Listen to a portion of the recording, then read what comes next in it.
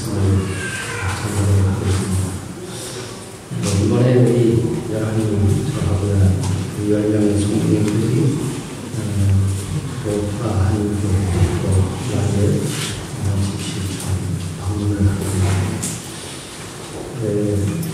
한인교에 이렇게 예배당에 와서 보니까 성전 건축이 중단되고 이것이 우리 마음에 얼마나 아프게 되는지 안타까운 우리 마음속에 있습니다. 우리 꿈꾼교회도 16개월에 걸쳐서 성전을 건축하고 작년 12월에 이 땅을 했는데 이 성전 건축이 얼마나 어렵고 힘들었는데 저는 이 경험을 겪어왔기 때문에 여러분이 어렵고 힘들다는 제가 잘 알고 그래서 빨리 이 성전이 마무리가 돼서 이제 단단한 이 성전에서 예배하면 얼마나 좋을까 이런 마음을 갖게 됐어요. 그래서 오늘 8번의 우리 성도님들이 뜻을 모아서 조금 건축 헌금을 준비를 했어요. 그래서 이 시간 좀 헌금을 전달하려고 하는데 제가 헌금은 하나님께 드린다는 것을 잘 알아요. 사람 앞에서 헌금을 전달하는 것은 하나님의 방법이 아니라는 걸 잘 아는데 왜 오늘 이렇게 전달하고자 합니다. 그 이유는 다른 게 아니라 여러분들이 다시 힘을 얻으면 좋겠다. 여러분들이 조금이라도 좀 격려가 됐으면 좋겠다. 그런 마음으로 전달하는 거니까 여기까지 이렇게 헌금을 전달해드리고 있어요. 하나님께 드리면 그만이지. 그렇지만 오랫동안 성전이 이렇게 건축하고 저희는 힘을 잃을 수 있어요. 위험을 삼을 수 있어요. 그래서 오늘 예배를 통해서 은행하고 힘을 얻고 그리고 다시 이 남은 강의가 다시 시작할 수 있게 돼서 머지않은 시간에 강남 성전에서 예배하시기를 바라고 제가 경험해 보니까 새 성전에서 하나님이 얼마나 많이 축복하는 소리입니다. 그래서 빨리 축복받기를 바라요.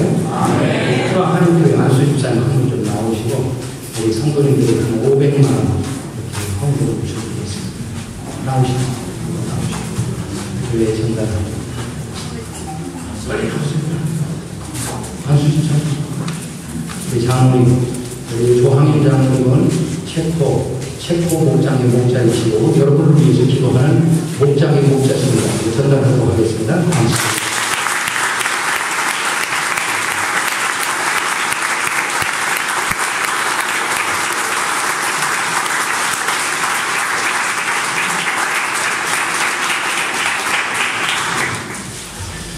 오래전에 나온 책인데 멀린 헤로도스라고 하는 사람이 쓴 책.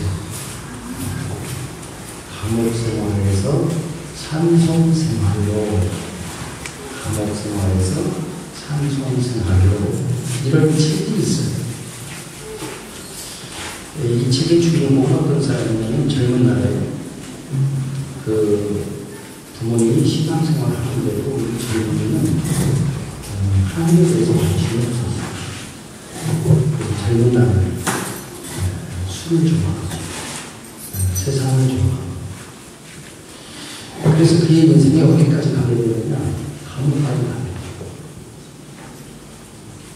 그러다가 탈주를 하게 되는데 그런 인생의 많은 우여곡절 속에서 그가 예수님을 만나고 그가 하나님 앞에 자기의 남은 인생을 드리고 헌신한 다음에 그는 목회자라고 해서 풍들에게 복음을 전하고 풍국으로서 한 생을 살아가게 됩니다. 그래서 그 책의 내용은 다른 게 아니에요. 감옥생활에서 찬송생활 어떻게 한 인생이 탈주경이었던 한 인생이 군인들에게 복음을 전하는 하나님의 사랑으로 변화되었습니다. 그 드라마틱한 내용을 이 책으로 담깁니다. 그 책 가운데 이런 내용이 있어요. 그 책이 강조하는 게 뭐냐면 우리가 살아가는 중에 이 감사 그리고 찬양 이것이 얼마나 위대하고 이것이 얼마나 능력 있는지 감사와 찬송이 우리의 삶에 어떤 영향력, 어떤 변화, 어떻게 역사하는지 그걸 담은 그런 책입니다. 그 책 내용 가운데 이런 내용이 있어요. 한 알코올 중독인 아버지를 둔 젊은이가 있었어요. 어머니와 함께 사는 젊은이인데 이 젊은이는 어머니와 함께 신앙생활을 열심히 했어요. 근데 이 아버지는 하나님을 믿지 않아요. 늘 술로 인생을 살아요. 이 젊은이와 어머니는 매일 기도가 뭐냐? 하나님, 저 아버지 변화시켜주세요. 저 아버지 변화시켜주세요. 아버지 저 남편 변화시켜주세요. 이렇게 눈물로 기도해도 이 아버지가 변하지 않는다. 어떻게 하면 아버지가 이 술을 끊고 예수를 믿고 인생을 좀 새롭게 살 수 있을까? 그래서 이 아들과 어머니가 그 한 남자를 변화시켜 보겠다. 그렇게 간절하게 기도를 하고 어느 날 그렇게 애쓰고 힘쓰다가 이 아들과 어머니가 그 아버지를 내려오게 돼요. 우리가 아버지를 변화시키려고 하지 말고 아버지를 좀 그냥 인정하고 받아들여보세요. 그리고 가만히 생각해보니까 알코올 중독자인 아버지이지만 매일매일 술로 살아가면서도 밖에서 술을 마시지만 늘 술 취한 인생으로 살지만 한 번도 길거리에서 쓰러져 잠을 잤다든지 그런 일이 없이 술을 취하고 술 취한 채로 하루 인생을 살아도 꼭 집에 와서 쓰러지고 잠을 집에 와서 자. 가만히 생각해보니까 감사한 게 너무 많은 거예요. 술은 마시지만 밖에서는 싸우지 않고 집에 와서 쓰러져도 밖에서 쓰러지지 않고 집에서 쓰러져요. 만약에 밖에서 그런다면 얼마나 창피한 것입니까? 그래서 이것도 감사하다, 저것도 감사하다. 그래서 그런 중에도 이런 거 감사하고 저런 거 감사하고 그러면서 아버지를 마음으로부터 받아들이는 훈련 계속하는 어느 날 이 아버지 하는 말, 아들아, 텔레비전을 보니까 마약 중독자도 그 마약을 끊고 인생이 변한다고 그러는데 알코올 중독자도 인생이 변할 수 있겠냐? 그 말은 그 아버지가 예수를 믿겠다는 이야기입니다. 아멘.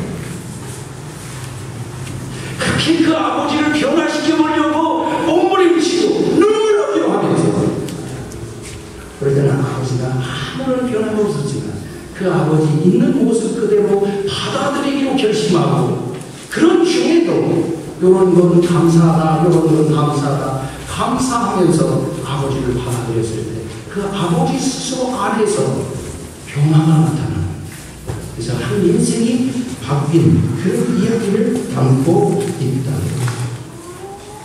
이제 오늘 본문에서 말하는 말씀 우리가 평생 예수를 믿는 중에 늘 들어서 잘하는 말씀 범사에 감사. 오늘도 여러분은 이 본문 말씀으로 인해서 설교에 대한 기대를 다 내려놓았는지 범사에 감사. 평생 듣는 하나님의 말씀. 오늘도 또 그 말씀입니다. 그 말씀을 제가 또 전합니다. 그럼에도 불구하고 여러분 범사에 감사하는 말씀이 어떤 말씀일까요? 왜 감사를 하되 범사에 감사라고 그랬을까요? 범사에 감사라는 말의 의미가 뭐예요? 범사라는 의미가 뭐예요? 감사하되 범사에 감사라. 그 범사라는 단어 속에 들어있는 의미가 뭐예요? 그 범사 속에 우리가 기뻐하고 즐거워하는 날이지 우리 인생에는 우리가 기뻐하고 즐거워하는 날만 있지 않다. 그런 날에도 감사합니다. 그런 날에도 여러분 제가 성경을 보면서 깨달은 것 중에 하나가 이 전도서 7장 14절에 보니까 하나님은 우리 인생 가운데 형통한 날도 주시고 권고한 날도 주시고 우리 평생에 고난 없이 살기를 바라지만 바란다고 바라는 대로 되는 게 아니에요. 하나님이 형통한 날도 주시고 권고한 날도 주시는 거예요. 하나님이 이 두 가지를 병행하게 하신다는 거예요. 그러면 우리에게 형통한 날을 주실 수 있고 하나님은 주시고 누가? 하나님. 여러분 그 고난의 날에도 권고하는 날에도 하나님은 우리에게 이렇게 말씀하세요. 감사하다. 감사하다. 여러분 부모가 자식에게 무엇을 줄 때 부모가 자식에게 무엇을 줄 때 좋은 걸 주고 싶죠. 좋은 걸 주고 싶죠. 여러분 부모가 자식에게 나쁜 것 주고 싶은 마음이 없답니다. 그러면 하나님 아버지는 어떻게 했어요? 하나님 아버지가 하나님의 자녀인 우리들에게 무엇을 주시고자 할 때 여러분 나쁜 거 주시겠어요? 아니죠. 그러면 하나님이 주신 것 가운데 형통한 날도 주시고 권고한 날도 주시고 좋은 날도 주시고 나쁜 날도 주시고 건강한 날도 주시고 건강하지 않은 날도 주시고 성공하는 날도 주시고 실패하는 날도 주신다고 할 때 이 모든 것이 하나님이 우리에게 허락하셔서 하나님이 주셔서 주신 것으로 주신 환경에서 우리가 살아간다면 하나님이 주신 거라면 다 좋은 것 아니겠어요? 어때요? 여러분 부모가 자식에게 좋은 것을 주기를 원하는 것처럼 하나님 아버지도 마찬가지예요. 그러면 부모가 자식에게 무엇을 주었을 때 그 자식은 부모님이 준 것에 대해서 참 귀하다. 감사해요. 아버지 감사해요. 아버지 감사해요. 이 별것도 아닌데 별것도 아닌 것 가지고 아버지 감사해요. 너무 좋은데요. 그러면 그것을 준 부모의 마음이 어떻겠어요? 저놈은 별것도 아닌데 저렇게 좋아하네. 준 아버지가 더 좋아. 여러분 이게 인생을 지혜롭게 살아가는 비결이에요. 그 자식은 아버지가 다 빼가. 이걸 알아야 돼. 이걸 알아야 돼. 하나님도 마찬가지예요. 왜 하나님께서 사도 바울을 통해 우리로 하여금 범사에 감사하라고 말씀하십니다. 그 범사 하나님이 우리에게 주신 거라. 우리 눈에 보이기에 좋은 것이 아닐지라도 감사하라 감사하라. 여러분 감사하라는 말은 받아들이라는 주신 것을 받아들이니까 고맙게 받았을 때 감사의 표현이 나오지. 받아들일 수 없으면 감사가 안 나고 뭐가 나오는지 아세요? 원망과 불평이 나옵니다. 원망과 불평이.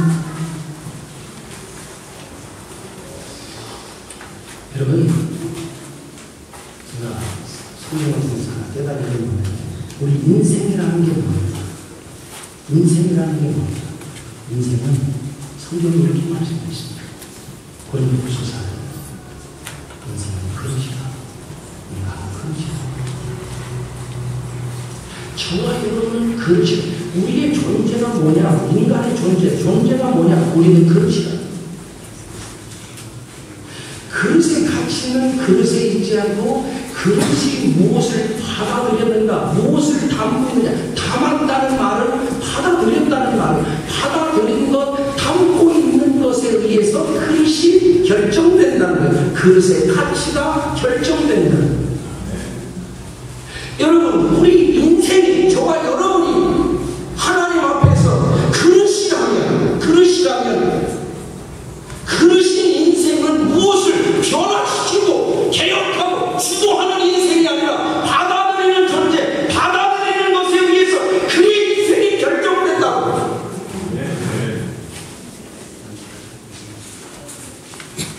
얼마나 받아들일 수 있는가? 그 받아들일 수 있는 크기, 수용성, 그것에 의해서 인생의 크기가 결정돼요. 인생의 크기가. 그래서 밥을 나누면 밥그릇, 금을 나누면 금그릇, 무엇을 나누느냐. 문제가 아니에요. 제가 우리 마누라하고 한평생 살아오면서 제가 깨달은 진리, 우리 마누라 변화시킬 수 없다. 절대로 변화시킬 수 없다.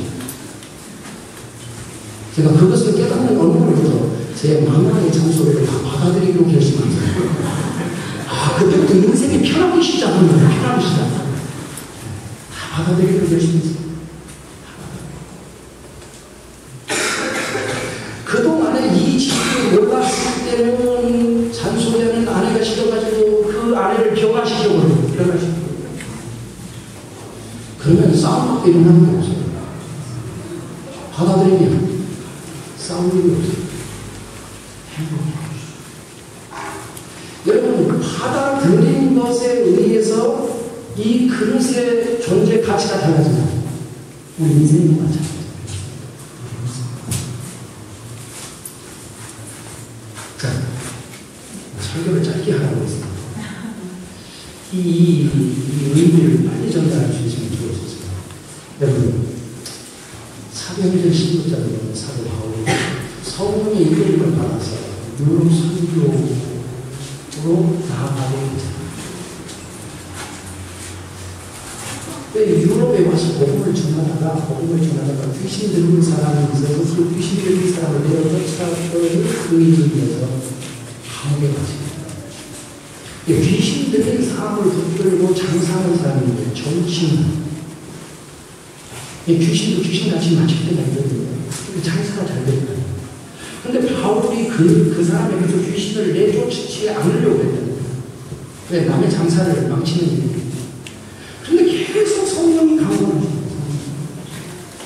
그래서 귀신을 쫓아내니까 장사가 안 되잖아요. 전혀 안 나와요. 그래서 그 사람이 보수를 해가지고 사도 바울이 잡혔어요. 얼마나 얻어맞았는지 내리받고 빌리고 감옥에 갇혀요. 이 감옥이라는 것이 아니 성령의 인도함을 받아서 유럽에 와서 복음을 전하면 복음의 길이 확 열려야죠. 근데 성령이 감동하셔서 귀신을 내어 쫓았더니 매맞는 건 무엇이고 매맞고 난 다음에 옥에 갇히는 건 뭐예요?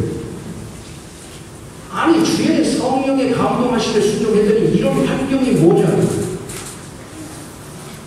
여러분 이런 어려움과 환경, 감옥에 갇히는 이 어려움과 이 고난, 여러분 이런 환경을 우리가 만났을 때 어떻게 해야 되겠어요? 사도 바울은 이것을 받아들여야 해요. 그 환경을 변화시키려고 하지 않는다니까. 변화시킬 수 있는 능력이 그에게 있지 않아요. 만약에 사도 바울이 그것을 받아들일 수 없는 그런 사람이었다면 감옥에 앉아서 원망하고 불평했을 거예요. 하나님, 주의 말씀에 순종하여 여기까지 왔습니다. 그리고 복음을 전했습니다. 귀신을 쫓아왔습니다. 제가 선한 일을 했는데 주님 이게 뭡니까? 왜 매를 맞아야 되고 왜 우리가 지켜야 되고 내가 왜 이 고난을 당해야 되고 원망하고 불평했다면 어떻게 되겠어요? 원망하고 불평한다는 말은 하나님이 주시는 것을 받아들이지 못합니다. 하나님은 이해할 수 없지만 고난이라는 이 감옥이라는 고난을 주실 때문에 사도 바울은 그걸 받아들여요.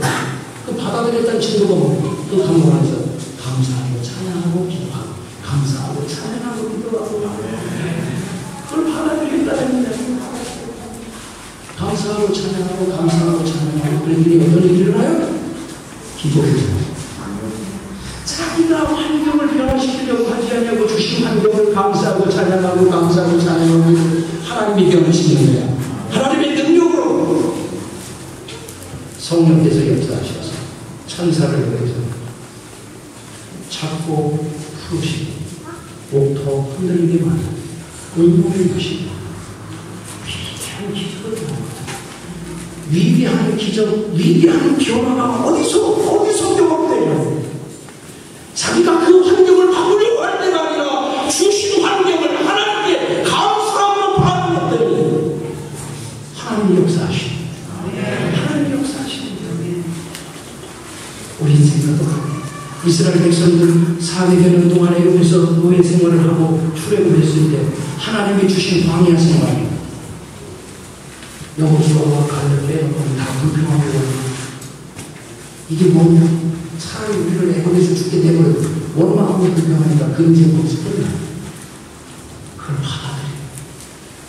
그리고 더 나은 하나님의 축복을 바라보는 사람들, 그 사람들만이 하나님이 약속하시고 준비하신 축복의 세계로 인도하십니다. 원망하고 불평하면 하나님의 축복이 깨지는 거예요.